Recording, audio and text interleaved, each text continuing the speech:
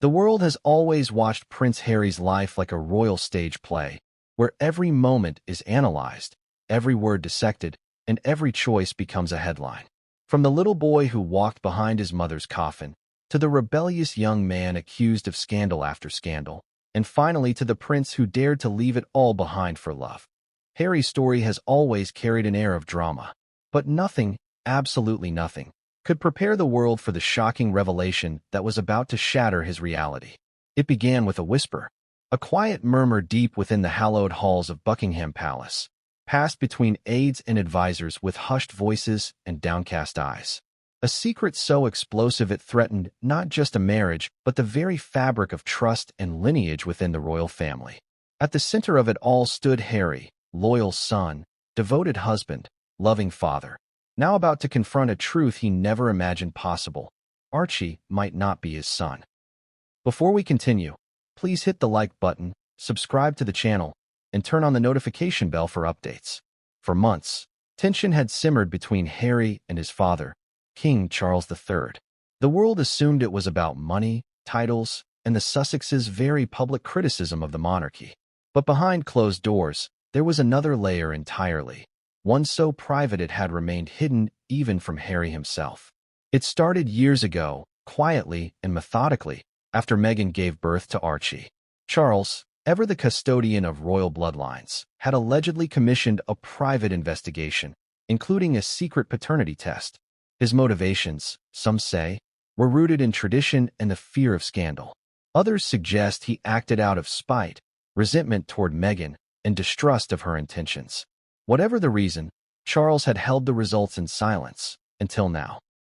Harry had no idea that as he smiled at Archie's first steps, recorded his first words, and cradled his son against his chest during sleepless nights, doubt was creeping through the corridors of the monarchy like an unstoppable tide.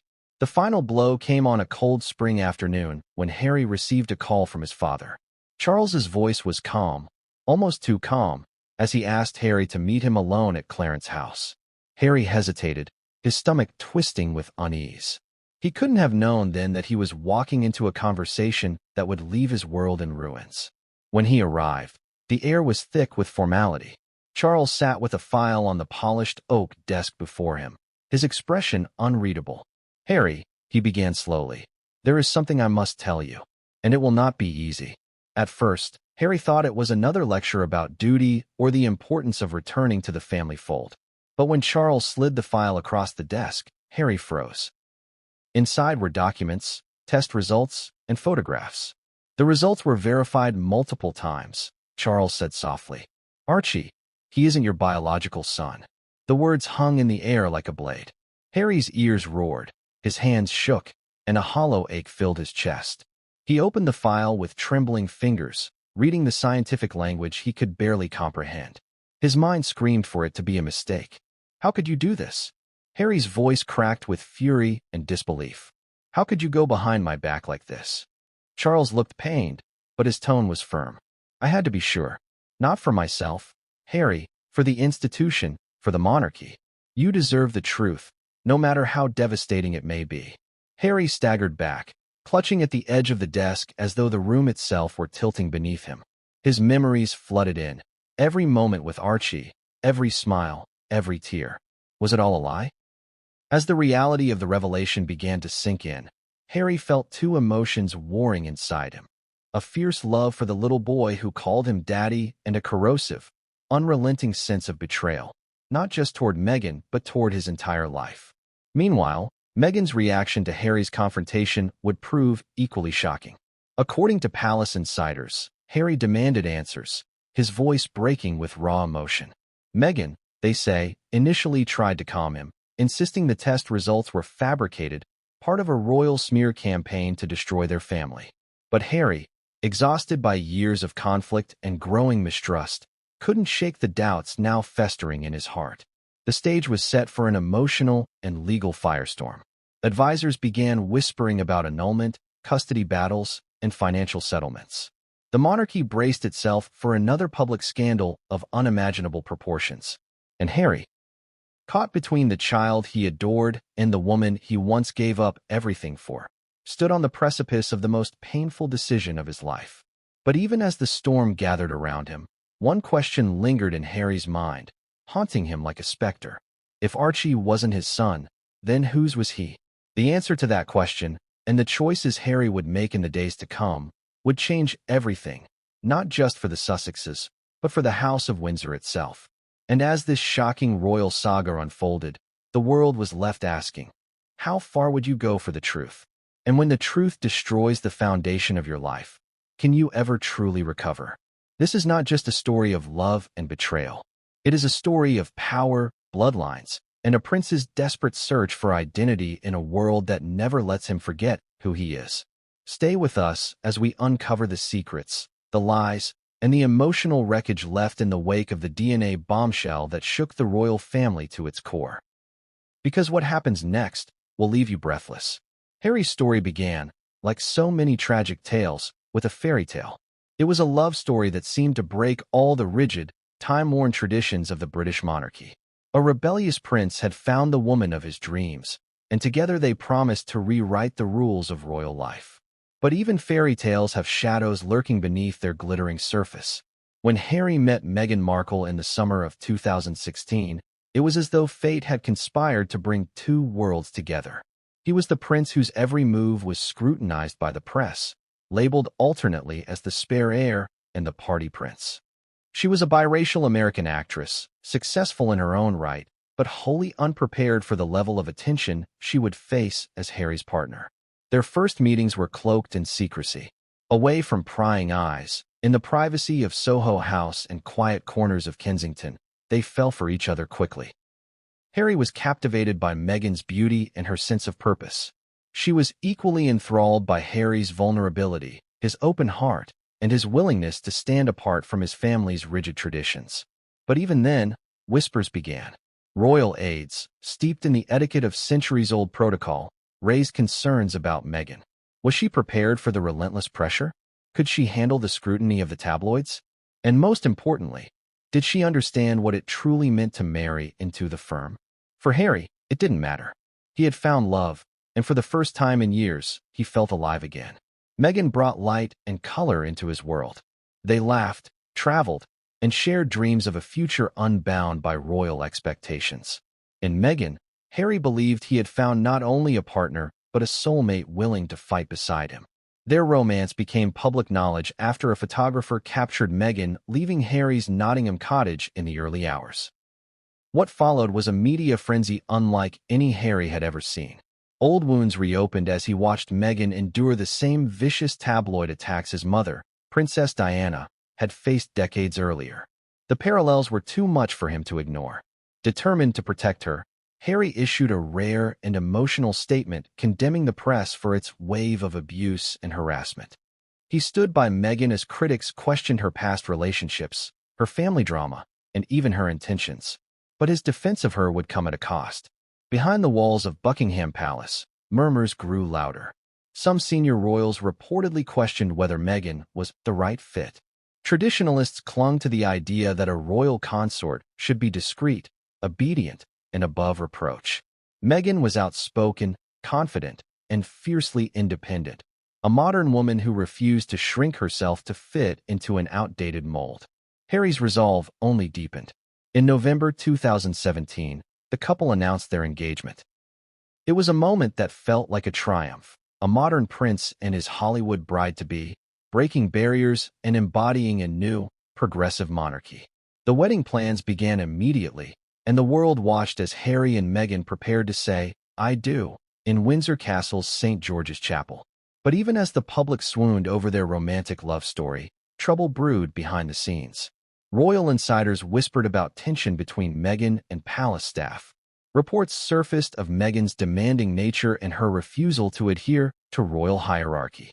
There were allegations of her clashing with aides, leading to one infamous remark: "You work for me, not with me. Know your place." For Harry, these rumors felt like daggers aimed at Meghan's heart. He saw his wife-to-be being vilified and felt powerless to stop it. The old wounds of his childhood, the paparazzi's relentless hounding of Diana, the coldness of palace life, bled into his present. He resolved, once again, to protect Meghan at any cost. On May 19th, 2018, the world watched as Meghan walked down the aisle in a stunning Givenchy gown. Harry, waiting at the altar, beamed with emotion. The ceremony was a perfect fusion of royal tradition and Meghan's modern influence, complete with a gospel choir and a sermon from an American bishop. For that one day, it felt as though the royal family had embraced change. But fairy tales, no matter how beautiful, are not immune to reality. In the months that followed, Meghan became pregnant with their first child. The announcement of Archie's impending arrival brought joy and renewed hope to the Sussexes. But within palace walls, the mood was more complicated. According to palace sources, questions began to surface regarding Archie's paternity, not publicly, not loudly, but whispered among courtiers and senior royals. The timeline of Meghan's pregnancy, combined with Harry's fiery defense of her against any and all criticism, fed suspicion. King Charles, long obsessed with preserving the royal bloodline, reportedly began seeking answers of his own. His advisors, worried about potential scandal, suggested discretion. A quiet investigation was launched. It would remain hidden for years, known only to a select few. As Meghan prepared for motherhood, Harry threw himself into his new role as a husband and soon-to-be father. He doted on Meghan, attending prenatal classes and decorating Archie's nursery. He envisioned a future where his son would grow up free from the suffocating restraints of royal life. Yet cracks were beginning to form. Meghan's relationship with palace staff deteriorated further. Aides complained of her alleged diva behavior, while Meghan confided in friends that she felt isolated and unprotected. Harry, caught in the middle, grew increasingly defensive and resentful of his family. When Archie was born on May 6, 2019, Harry was overjoyed.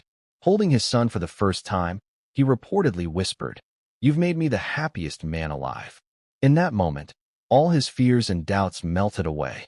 But unbeknownst to him, Charles's inquiry was nearing its conclusion.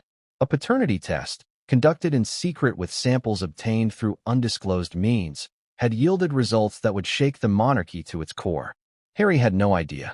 He was living in blissful ignorance, believing his family was whole and untouchable. For Charles, the knowledge weighed heavily. Should he tell his son? Should he protect him from a truth that could destroy his marriage and devastate his bond with Archie?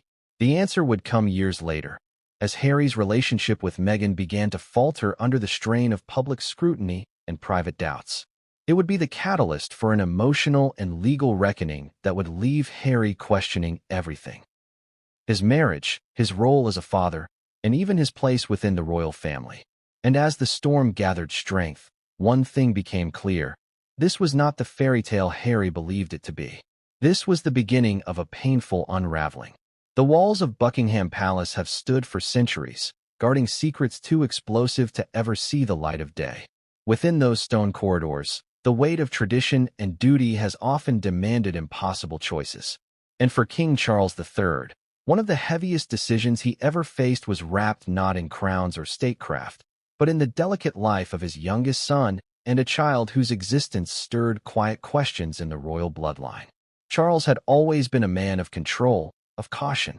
From the moment he became heir to the throne as a boy, he understood that everything, his actions, his words, his very family, belonged not to him but to the institution. The crown was bigger than any single person, even the sovereign himself.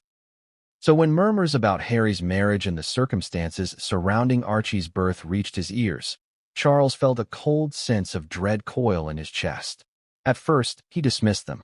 After all, Harry had suffered enough at the hands of the press, and Meghan's arrival in the family had brought fresh energy, even if it also invited controversy.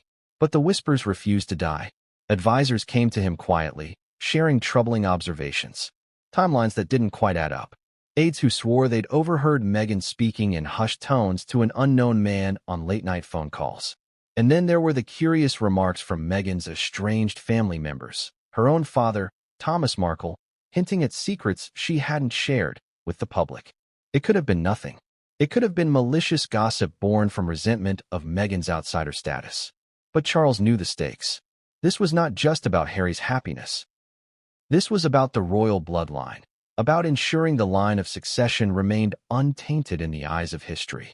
If there was even the smallest chance the boy Harry called his son was not biologically his, The implications for the monarchy were catastrophic. The decision weighed on Charles. On one hand, to pursue a paternity test felt like an unforgivable betrayal of Harry. On the other, to ignore the Whispers risked scandal on a scale that could cripple the monarchy's credibility. In private, he agonized over what to do, confiding only in his most trusted advisors. One night, sitting alone in his study at Clarence House, Charles stared at a portrait of his mother, Queen Elizabeth II. She had been the embodiment of duty, the very definition of sacrifice for the greater good. Would she have hesitated? He doubted it. And so, reluctantly, Charles gave the order. A discreet team was assembled, made up of loyal aides and medical experts sworn to secrecy under the threat of ruin should they ever speak. The mission was clear: obtain a DNA sample from Archie and compare it to Harry's. No one else was to know, not even Prince William. It wasn't easy. Meghan and Harry were already growing suspicious of the royal household's intentions, and their decision to step back from royal duties in early 2020 only added to the challenge. Yet Charles's team persisted. Through methods never fully disclosed.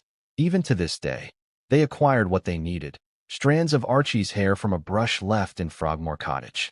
The DNA test was conducted in a private laboratory under an alias to avoid leaks. Weeks passed as Charles waited for the results, his nerves frayed by the weight of what he might discover. When the envelope finally arrived, he sat staring at it for nearly an hour before summoning the courage to open it. The words inside were simple but devastating. No paternal match. The air left the room.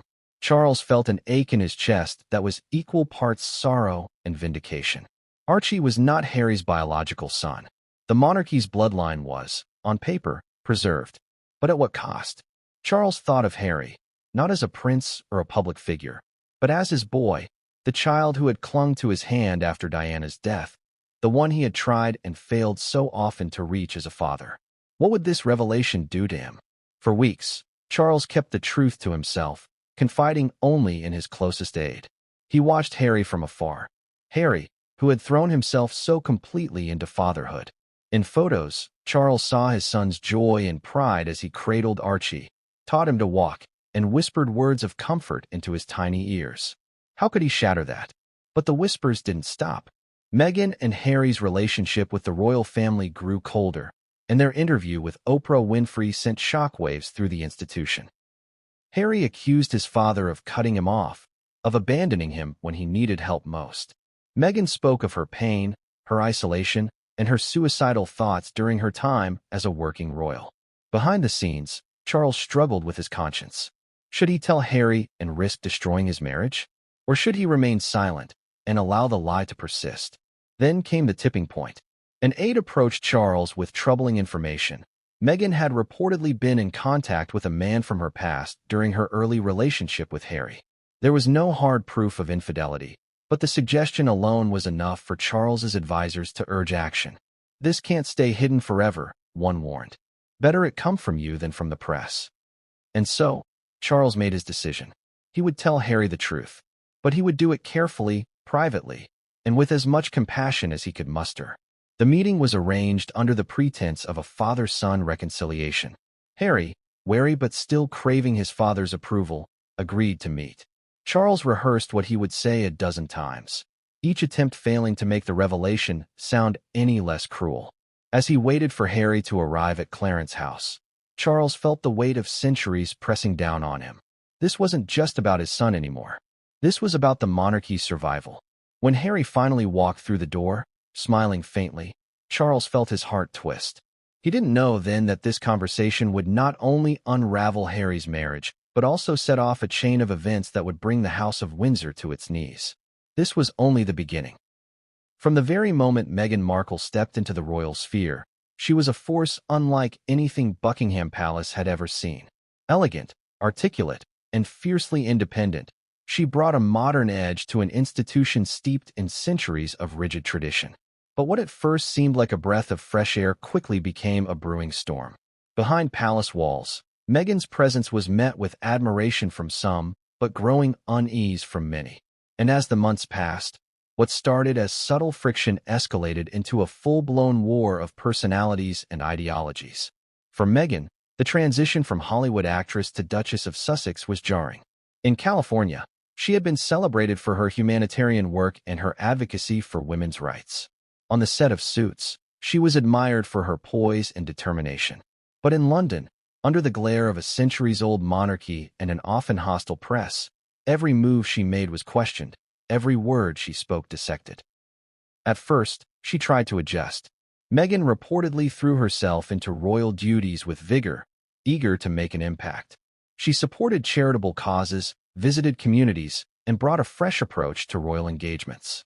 But while the public was charmed by her warmth, palace insiders grew wary.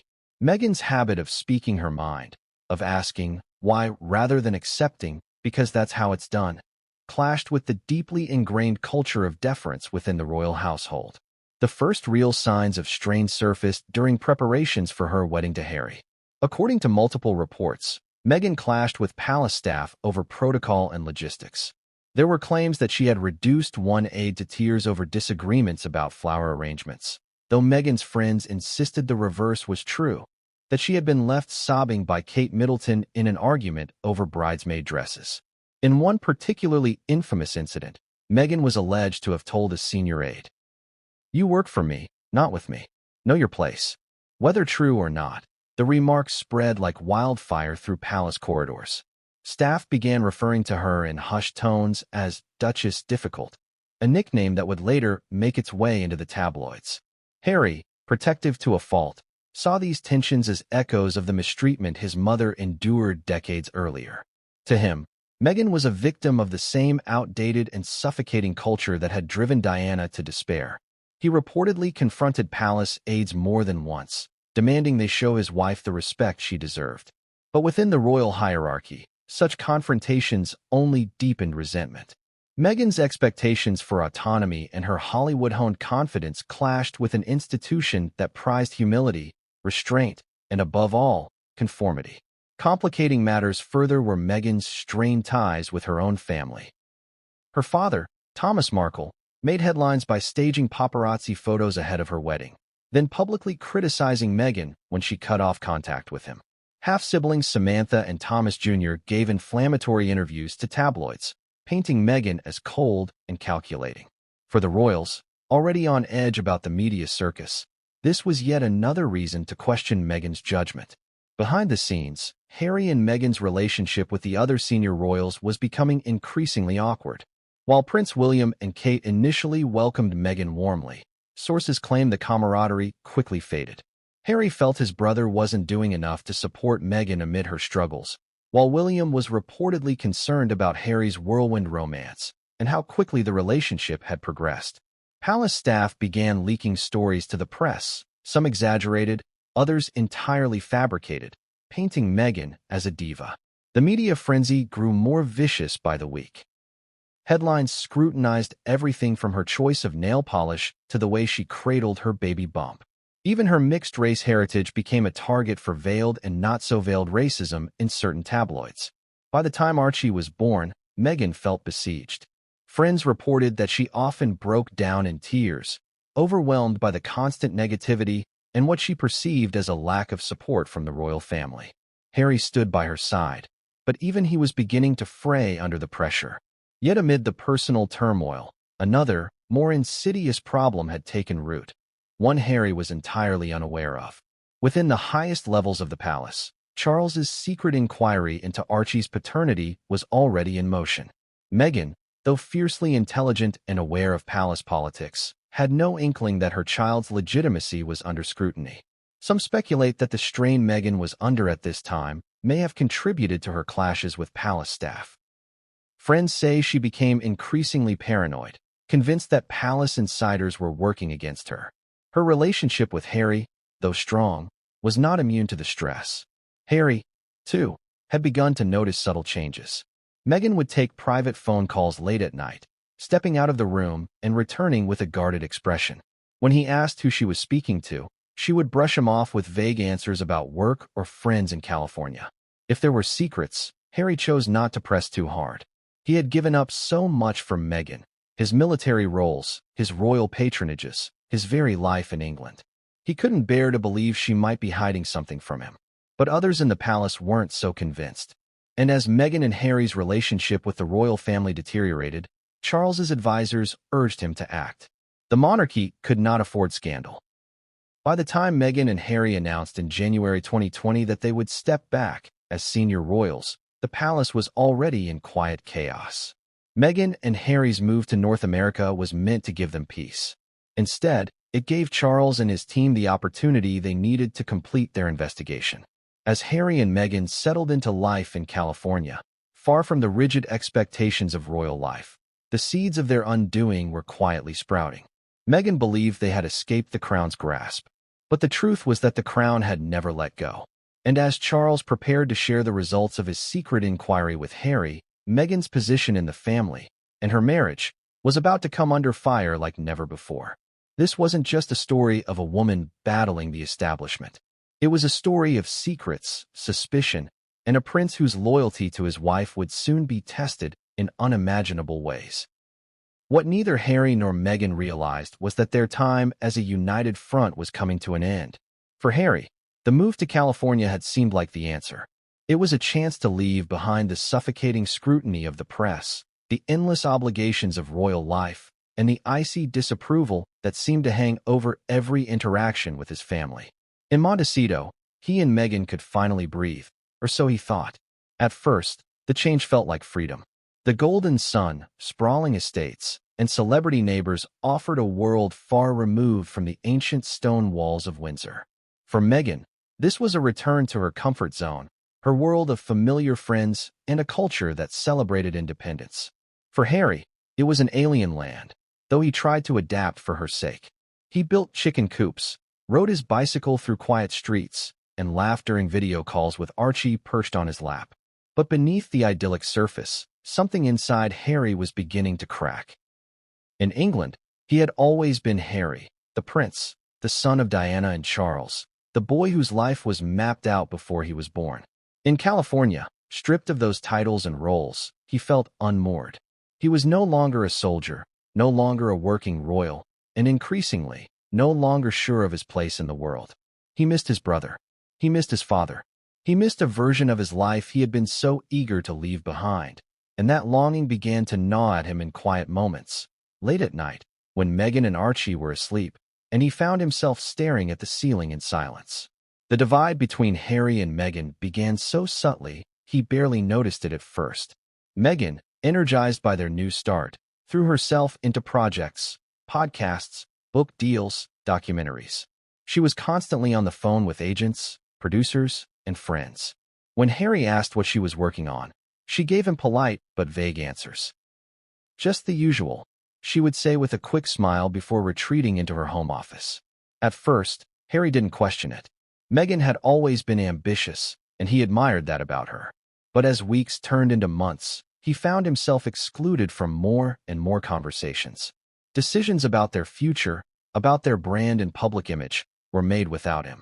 It wasn't just Meghan's work that left Harry feeling isolated.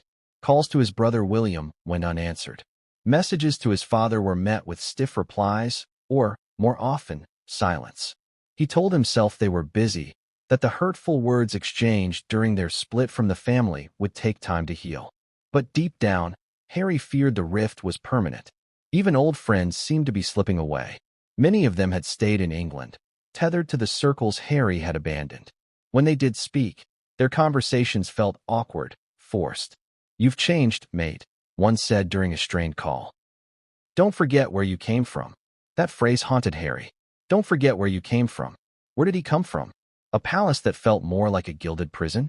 A family that placed duty above love? Or from the quiet moments with his mother, Diana's laughter, her warmth, her fierce protection of her boys?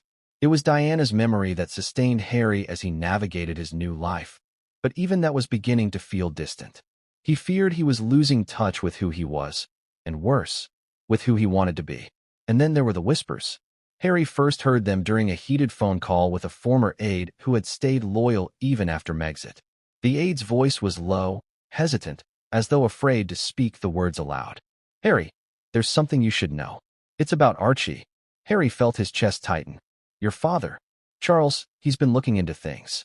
He had a test done. A paternity test." The words felt like a punch to the gut. Harry staggered, gripping the edge of the kitchen counter. "That's impossible," he said, his voice breaking. Why would he? Why would he even think? But the aide's silence spoke louder than words. Harry ended the call abruptly, his hands trembling. He wanted to dismiss it as gossip, as another cruel attempt to drive a wedge between him and his family. But a seed of doubt had been planted, and it grew with terrifying speed. That night, Harry confronted Meghan. She was sitting in their living room, scrolling through her phone, when he walked in. "Meg," he said softly, trying to keep his voice steady. "We need to talk." She looked up, her smile fading at the sight of his pale, drawn face. "What is it? Did he ever speak to you about Archie? About a test?" Meghan's eyes widened, and for a moment, Harry saw something flicker in her expression. Fear, anger, or perhaps something else he couldn't quite name. But then it was gone, replaced by a mask of calm. "That's absurd," she said firmly. "Of course not. Harry, this is what they do. They spread lies to hurt us, to tear us apart." Harry wanted to believe her. He wanted to take her in his arms, to erase the doubt festering in his heart. But he couldn't shake the memory of those late-night calls, of Meghan's guarded answers, of the way she sometimes pulled away when he tried to hold her. For the first time since their relationship began, Harry felt truly alone.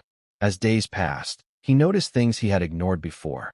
The way Meghan's smile didn't quite reach her eyes when she spoke about Archie. The way she deflected when he mentioned their son's resemblance, or lack thereof, to him. Harry began looking at Archie differently, searching for pieces of himself in the boy's face. The shape of his nose, the color of his eyes, the curve of his smile. And every time he failed to find them, the doubt grew heavier. Meanwhile, across the Atlantic, Charles was preparing for a conversation he knew would destroy his son. Advisors warned him of the consequences, but Charles believed Harry deserved the truth, even if it cost him everything. And as Harry's isolation deepened, as his trust in Meghan began to crumble, the stage was set for a revelation that would shatter his world and force him to make the most agonizing decision of his life. This wasn't just a prince in exile. This was a man on the brink of losing everything he thought he knew: his marriage, his family, and even his identity as a father. And as he stared out at the California sunset, Harry couldn't help but wonder, was his new life built on love or on lies? It was a quiet morning in Montecito when everything changed. The sun filtered softly through the curtains of Harry and Meghan's California estate, and the air seemed still, deceptively calm. Harry was standing barefoot in the kitchen, holding a steaming mug of tea, when his phone vibrated on the counter. He didn't recognize the number. Normally, he would have let it ring, but something compelled him to answer. "Hello." At first, there was silence. Then a voice, a low, careful voice, spoke on the other end. "Your Highness, forgive me for contacting you this way, but you need to know, it's about Archie." Harry froze. The voice belonged to an old friend, someone who had once worked closely with him in the palace but had since left under murky circumstances. Harry hadn't spoken to him in years. "What are you talking about?" Harry asked sharply, his chest tightening. "There's been a leak. Documents. They're circulating within certain media circles in London. A paternity test. Your father had it done." The words hit Harry like a hammer blow. He felt his breath catch in his throat. "That's impossible," he whispered, gripping the edge of the counter. "I'm sorry, Harry," the voice continued. "But it's true. I've seen the papers. They're conclusive, and someone is trying to sell them to the press. It's only a matter of time before this goes public." Harry's mind spun. His heart pounded so hard it felt like it would break through his chest. "Send me the documents," he said hoarsely. "I'll try. But Harry, you need to prepare yourself." The line went dead. Harry stood motionless, the mug slipping from his fingers and shattering on the tile floor. When Meghan entered moments later, she found him pale and trembling, staring at nothing. "Harry, what's wrong?" she asked cautiously. He turned to her slowly, his eyes glassy with shock. "Is there something you need to tell me, Meghan?" She blinked, confusion flashing across her face. "What do you mean?" "About Archie," Harry said, his voice breaking. About whether he's really my son." Meghan's face went still. For a fraction of a second, her expression was unreadable, calm but taut, as though bracing for impact. Then she stepped forward, her voice firm but soothing. "Harry, where is this coming from? You know how they lie. They'll do anything to destroy us." Don't let them get in your head. But Harry shook his head, backing away. It's not them this time. Someone called me. They've seen documents, a paternity test, done by my father. Meghan's lips parted slightly. Her composure flickered, just for a moment. Then she reached for his hands. Listen to me. This is exactly what they want, to drive a wedge between us. Archie is your son. Our son. You love him. Don't let these vultures poison that. But Harry pulled his hands free. Why didn't you tell me? He demanded, his voice cracking. Did you know Charles had done this? Did you suspect? Of course not. Meghan shot back, her calm veneer cracking into anger. How could you even ask me that? Harry pressed his palms to his face, dragging them down slowly. He felt like the walls were closing in. The woman he had given up everything for was standing in front of him, swearing her innocence. But deep in his gut, the seed of doubt had taken root. Later that day, the email arrived. An anonymous sender. A PDF attachment. Harry opened it with trembling hands and felt his world collapse. It was all there. The dates, the lab signatures, the cold scientific language that ripped his heart in two. No paternal match. His knees buckled. He sank to the floor, the phone clattering beside him. Archie's laughter echoed in his mind. The way the boy had reached for him, called him daddy. Could it all have been a lie? Harry barely registered Meghan kneeling beside him, her voice pleading. Harry, don't do this. Don't let them win. Archie needs you. I need you. But her words felt distant, muffled by the roar in his ears. The leak spread like wildfire. By nightfall, British tabloids had splashed the story across their front pages. DNA bombshell. Archie not Harry's son? Palace spokespeople refused to comment. But the damage was done. Harry felt the weight of the world pressing down on him. In California, paparazzi camped outside their home, drones buzzing overhead. In London, royal advisors held emergency meetings, discussing the legal and constitutional implications. King Charles, meanwhile, remained silent. He had known this day would come, but still felt the sting of guilt. Behind closed doors, royal lawyers began drawing up options: annulment, financial settlements, custody arrangements. Harry, however, was trapped in a haze of grief and betrayal. The woman he had sacrificed everything for was now at the center of the deepest wound of his life. And Archie, the boy he loved more than his own life, was suddenly a question mark. That night, Harry sat alone in the garden, staring up at the California stars. He thought about his mother. He wondered what she would have told him, how she would have guided him through the storm. And in the stillness, he whispered the words that would change everything. I can't do this anymore. Harry had never known a silence so loud. It wrapped around him like a heavy shroud as he sat motionless in the garden of his Montecito estate. The cool night air did little to calm the firestorm raging within him. His thoughts twisted and clashed like waves against a cliff, breaking him apart over and over. For 35 years, Harry had believed he knew who he was. Son of Charles, brother of William, a prince, a soldier, a husband, a father. But now, in the span of hours, everything felt like it had been ripped from him. The words, no paternal match, repeated in his mind like a cruel chant, each syllable sinking deeper into his soul. Every memory with Archie, his first steps, his gurgling laugh, the way his small hand fit perfectly into Harry's, was tainted by a corrosive doubt he couldn't shake. Harry had loved that little boy from the moment he first held him in the delivery room. Archie's tiny face, his newborn cry, had filled a hollow in Harry's heart he never thought could be healed. The boy had been his anchor during the storm of leaving the royal family, the one bright spot in a world that had grown so dark. But now Harry didn't know what was real anymore. Meghan's words earlier that day replayed in his head. She had denied everything, of course, angrily, tearfully. She accused his father of orchestrating a smear campaign, of using a faked paternity test to pull Harry back into the monarchy's orbit. Can't you see what they're doing? She had cried, her voice cracking. They want to break us apart, Harry. They've always hated me, and now they're going after Archie to get to you. Harry needed to believe her, but something inside him had shifted. A gnawing doubt, quiet at first, now roared in his chest like an inferno. What if Charles hadn't lied? What if the test was real? What if Archie wasn't his? The thought made Harry's stomach churn. He stood abruptly, unable to sit any longer. He began pacing the garden path, his bare feet crunching softly against the gravel.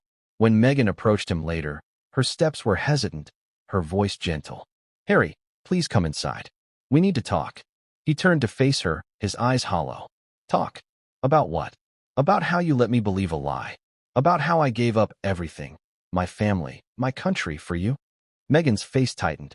"That's not fair," she said softly. "You chose to leave. For us. For Archie. For Archie." Harry's voice cracked. "Don't you see? It was all for him. And now I don't even know if he's my son." Meghan flinched as though struck. "Harry, how can you say that?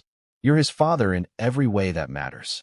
But am I his father in the way that matters?" Harry shot back, his voice raw. "Biologically, am I?" Tears welled in Meghan's eyes. "Why does that even matter to you?" she whispered. "You've been there since day one. You've loved him, protected him. None of that changes." Harry shook his head, raking a hand through his hair. "It changes everything, Meghan. It changes everything."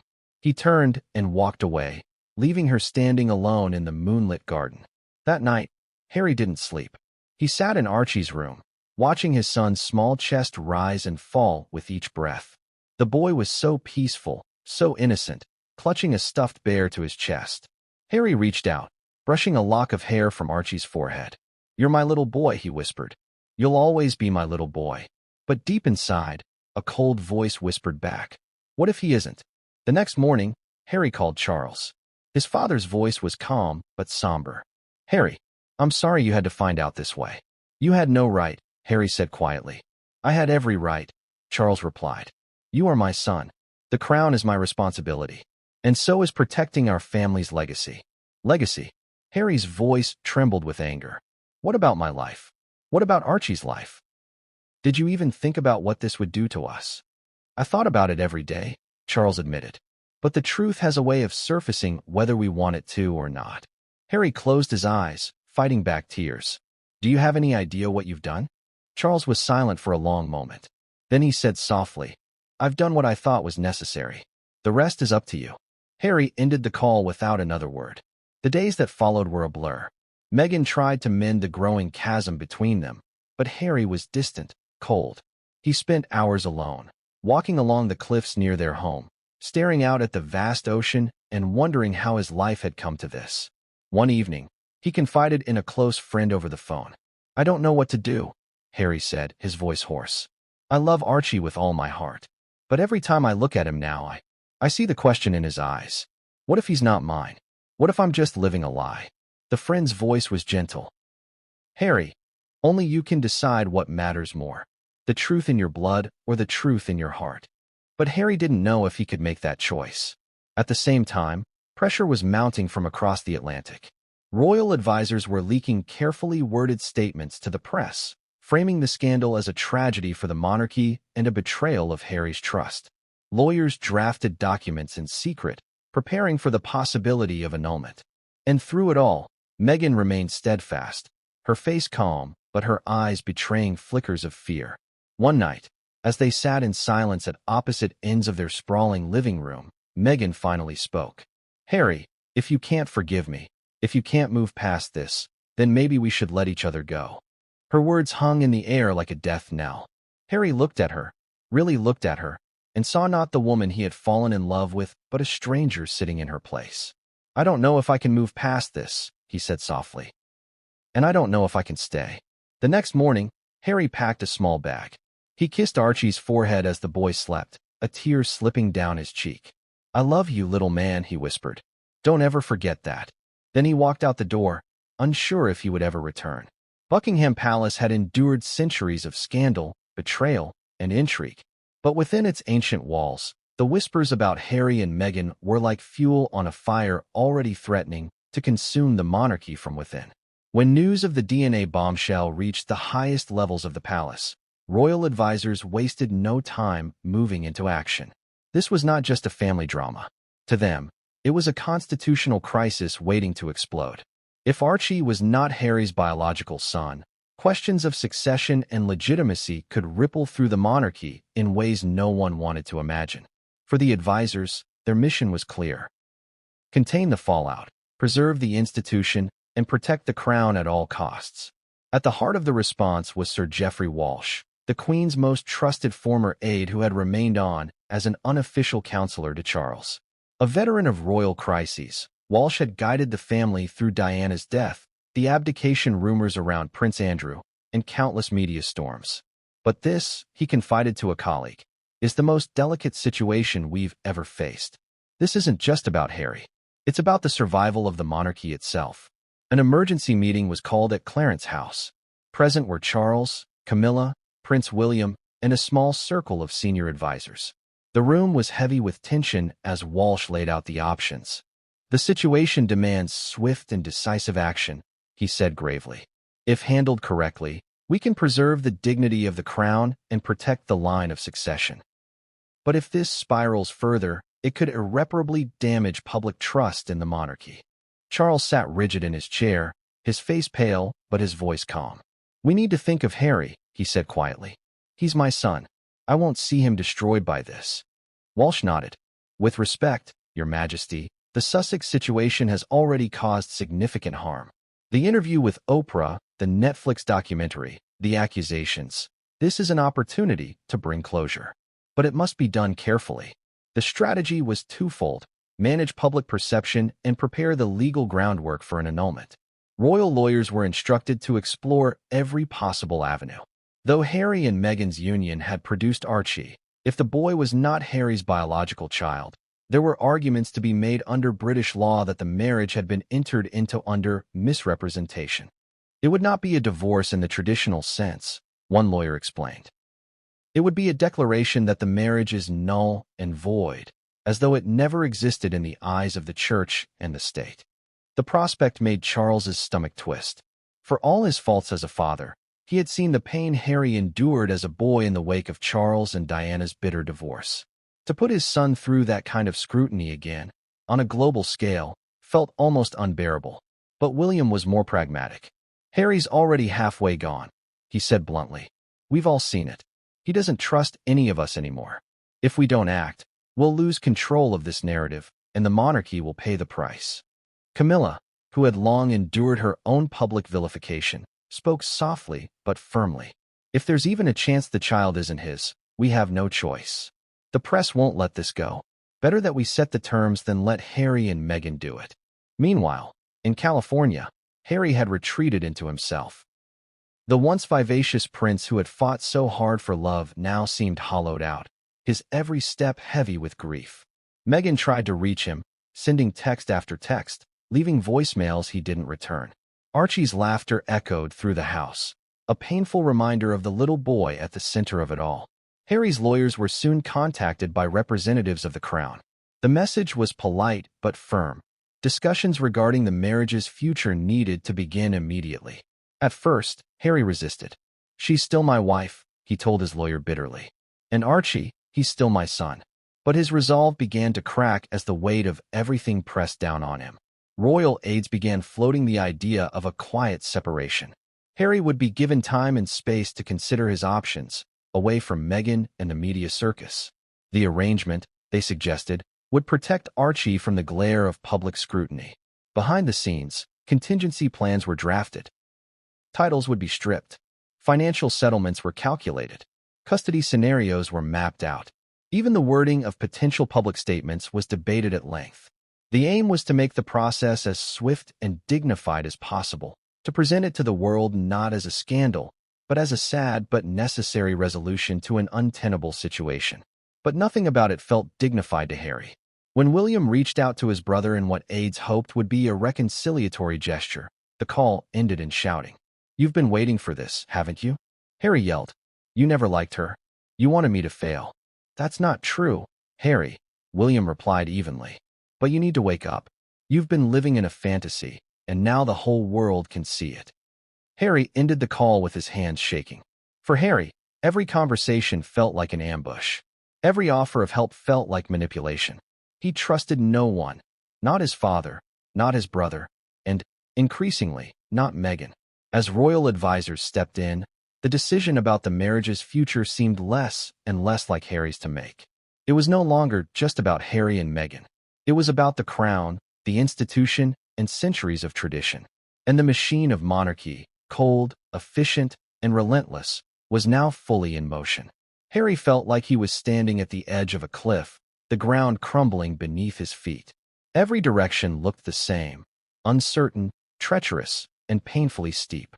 For weeks, he had drifted through his days in a fog, torn between conflicting emotions so powerful they left him exhausted. Anger, love, betrayal, guilt, and an aching, impossible longing for the simple, unshakable certainty he once felt when holding Meghan's hand. But certainty was gone now. And the life he had built, the marriage he had fought for, was unraveling faster than he could stop it. When the call from his father came, Harry felt his heart tighten in his chest. He hadn't spoken to Charles in days, not since their last strained conversation. "Harry," Charles said softly, "we need to meet. There are things we must discuss face to face.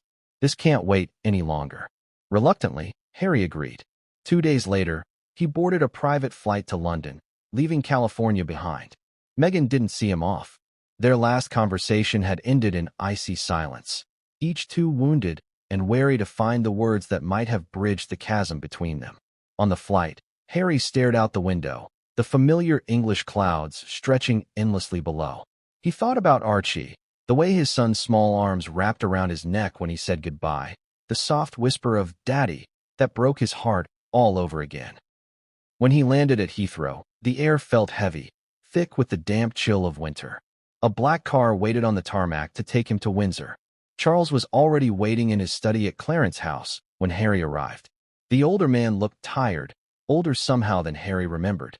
The weight of kingship had settled heavily on his father's shoulders, but tonight, Charles seemed less a monarch and more a father staring down the impossible. They sat in silence for a long moment before Charles spoke. "Harry, I'm sorry." Harry's jaw tightened. "You're sorry? You've destroyed my family. You've ruined my life. And now you're sorry." Charles didn't flinch. "I did what I thought was necessary. You may not see it now, but one day you will understand. The truth always finds its way to the light. Better that it came from me than the tabloids." Harry laughed bitterly. "The truth? Or your truth? You've hated Meghan from the start. This was your chance to get rid of her, wasn't it?" Charles shook his head. "This isn't about hate. It's about duty, Harry. You are my son, and I couldn't stand by and let you live a lie. I know this hurts. God knows I wish it didn't have to. But the time has come for you to decide." Harry looked away, staring at the floor. "Decide what?" he asked in a low voice. Charles took a deep breath. "Whether you will stay in this marriage, knowing what you know now, or whether you will walk away and allow us to help you rebuild your life. The advisors have prepared options." At those words, Harry's stomach twisted.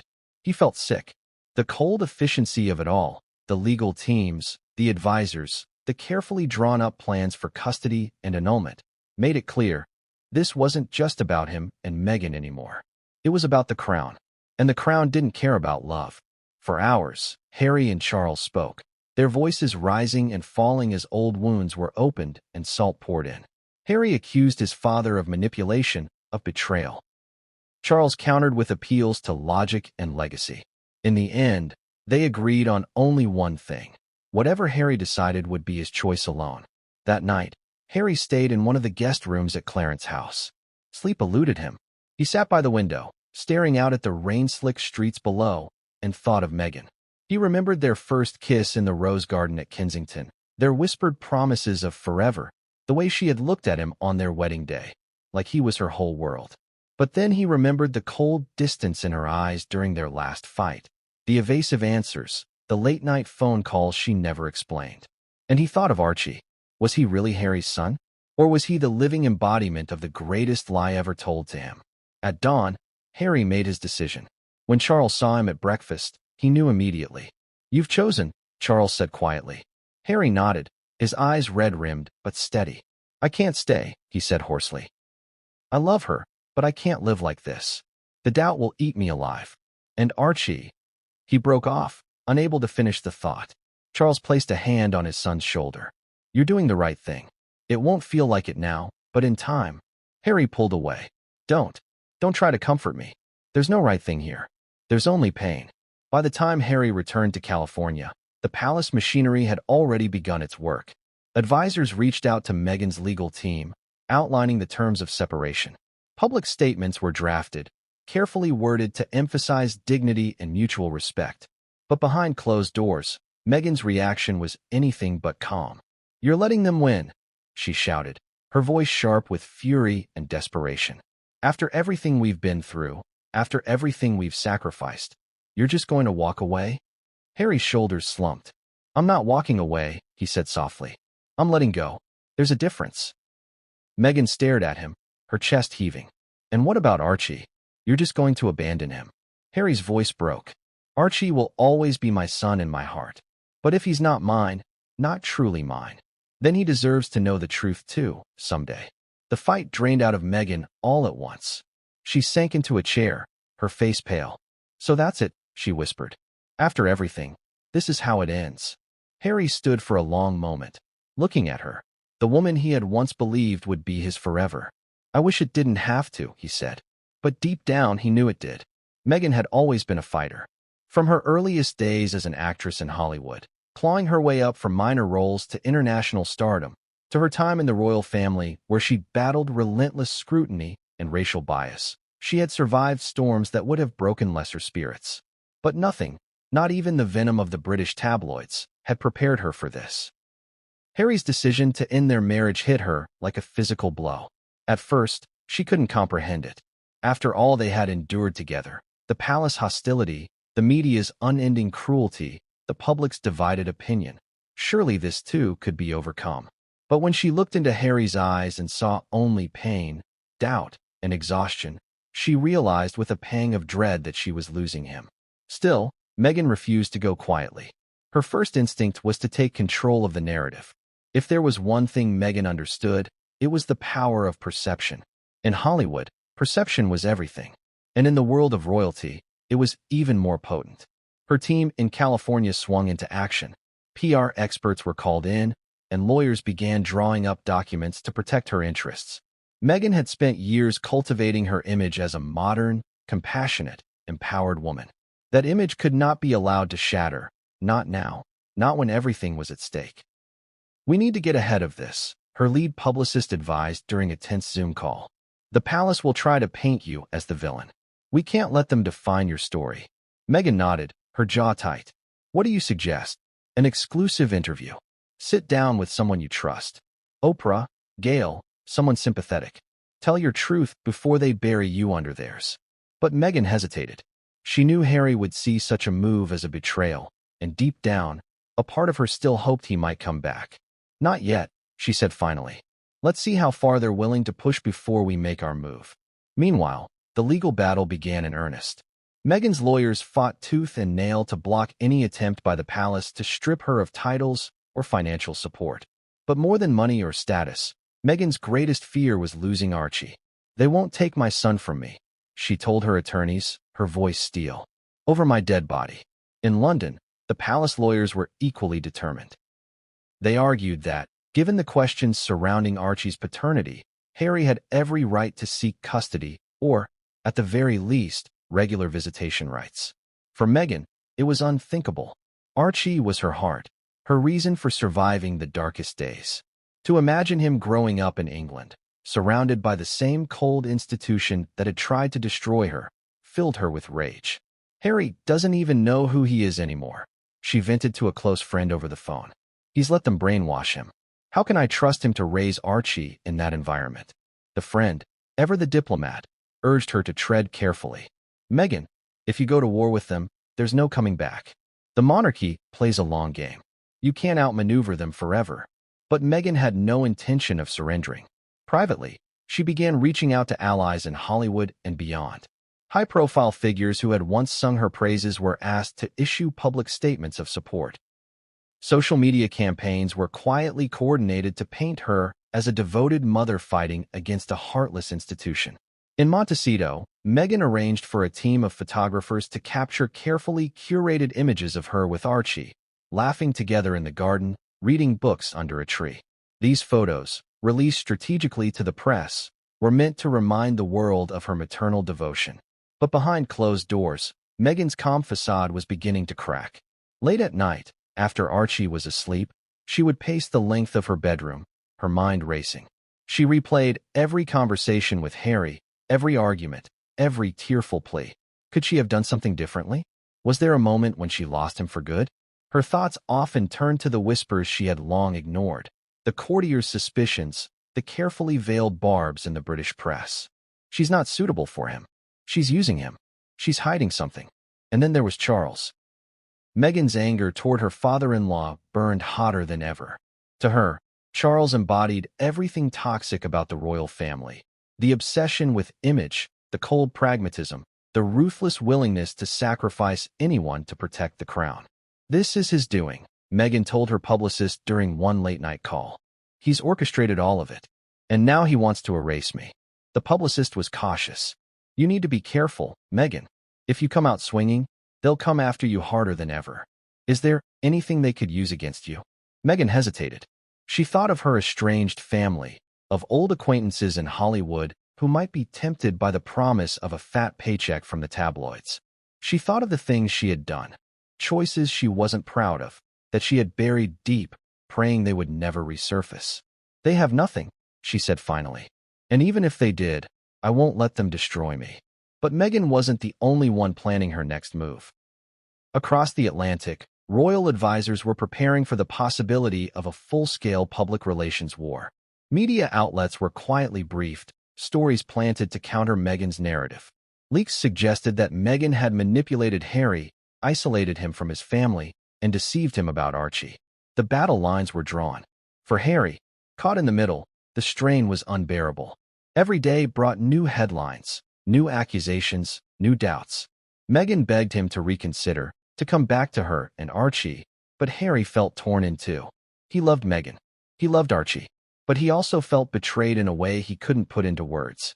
One evening, Meghan stood before him, her face pale, but her eyes blazing with determination. If you leave me, Harry, you're leaving your son too. And I won't let you take him from me. Do you understand? Harry met her gaze, his own eyes glassy with unshed tears. I don't want to take him, Meghan. I just want the truth. And I don't know if I'll ever get it from you. For the first time, Meghan didn't answer. The silence between them said more than words ever could.